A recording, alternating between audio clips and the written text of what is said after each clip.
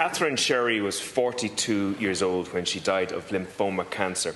She lived with her husband and her young children just across the border in Uri. The special treatment that she needed was not available in the north of Ireland, but it was available just 1 hour away in Dublin. Now, her heartbroken husband, Fergal, has said that she was forced to travel to London for that treatment, and that travel significantly weakened her just when she needed her strength for that treatment. It also meant that she couldn't be with her 3 sons in the final weeks of her life.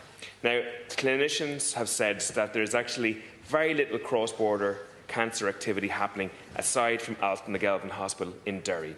Alton-na-Gelvin just treats 300 people on an annual basis each year. 1 in 5 cancer patients from Donegal actually use Alton-na-Gelvin. The rest must go to Galway or Dublin. And I raised during the week the fact that 12% of cancer patients in the North West are not getting their treatment on time. Why is it that 27 years after the Good Friday Agreement, there's still no overarching framework for cross-border cancer care?